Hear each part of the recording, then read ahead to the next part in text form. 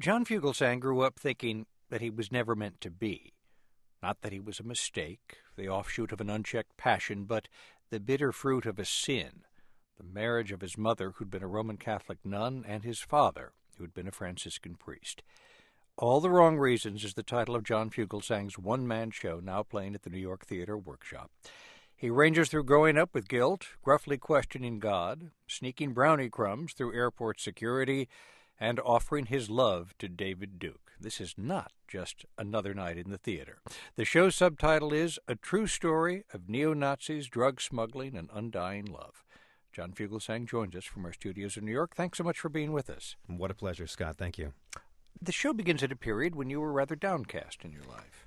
Yes, it certainly does. For a comedy show, it begins in a lot of darkness. It was a period where I had found some early success doing a lot of television hosting work, which for an actor and a political stand-up was a rather odd way of making a living. And it gave me a sense of the kind of work I didn't want to do. But after that, I was offered many different lovely high-paying jobs in game show hosting and reality show hosting and dating show hosting. I began saying no to a lot of these jobs, and I said I'm willing to be the out-of-work starving artist. And this show begins mid-starvation.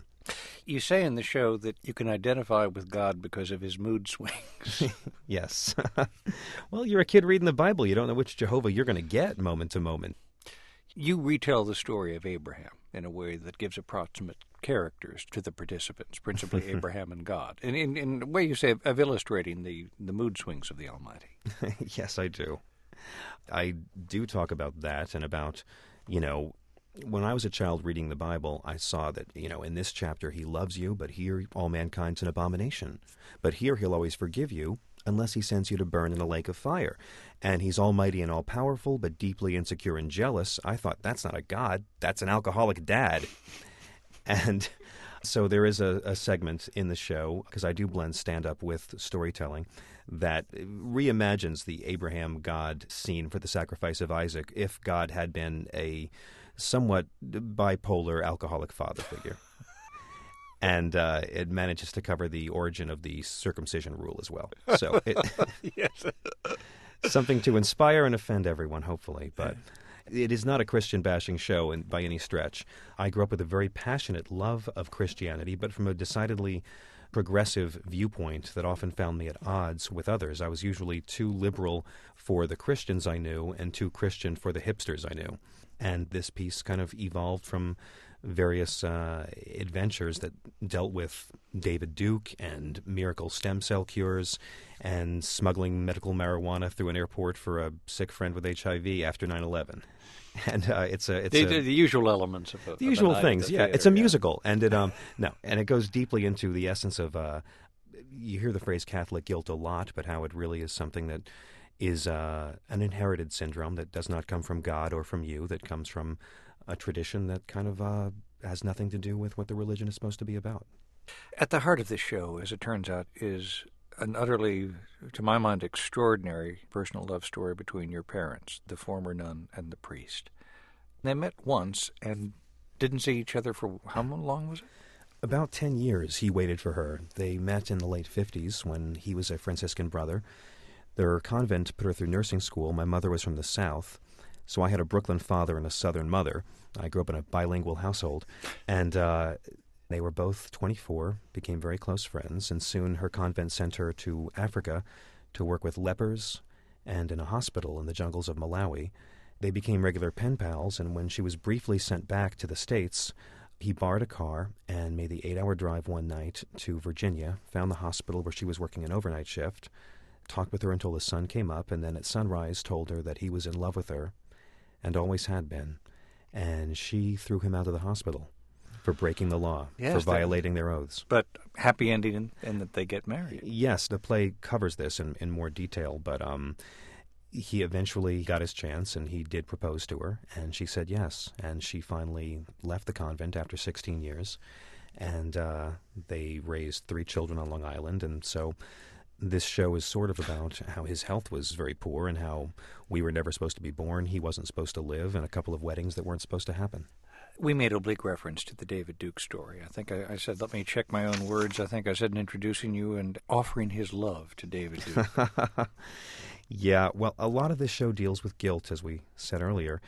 And one of the early stories, which I used to set up the characters, involves the time that I was asked to go on Bill Maher's show, his old ABC show, and debate with David Duke. And before I went on, my father said to me, I need you to promise me that you're not going to get all confrontational with this guy, that you're going to give him love that he's entitled to as a human being, and don't go trying to drag yourself down to his level.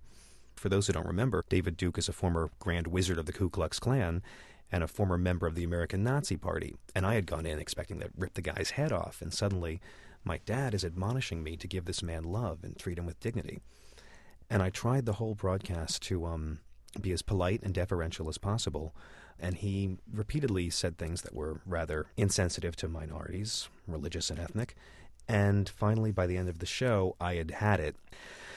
And I wound up saying to Mr. Duke that I understood anyone as far to the right as him was clearly in a lot of pain, and anyone who hated gay men as much as he was obviously crying out for help, and it was obvious there was nothing wrong with him that hot sex with a man couldn't fix. And I more or less offered to break him in on the air, and the audience loved it. It was riotous. It was a very Jerry Springer-like moment. But you began to move your belt? Do I have that right? I began, yes, sir. I began unbuckling my belt and taking off my jacket and saying I would cross over to the dark side for you, Obi-Wan. And it was a huge moment comedically. Excuse me, let me press the cough button here. Yeah, sorry.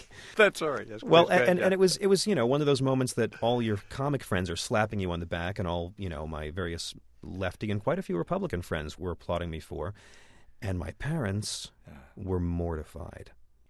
Did you ever say to yourself, well, maybe they're right? Well, of course. It's one of those situations where I felt like they were right in being humiliated that their little boy had gone on the air and engaged in such rank vulgarity. I kept saying I was doing it to make fun of a Nazi Klansman. But to them it was a real disappointment. What happened when you were able to talk to your parents? My mother was very lovely about it and said, don't worry, everything's fine, I love you, nothing you do could ever change that. But I never imagined you behaving in such a way. And I tried to defend it. And the story goes into great, rich comedic detail and embarrassing detail about how we were able to build a bridge beyond that. And I realized sometimes awful personal experiences can make the funniest, most rich stories. And it's usually the piece that gets the highest audience response and the biggest laughs, because it was quite outrageous, but it was also a story about family and healing and feeling like a disappointment in your parents' eyes as an adult. John Fugelsang, his one-man show, All the Wrong Reasons, a true story of neo-Nazis, drug smuggling, and undying love, runs through May 6 at the New York Theater Workshop. John, thank you so much. Scott, thank you. It was a pleasure to be here.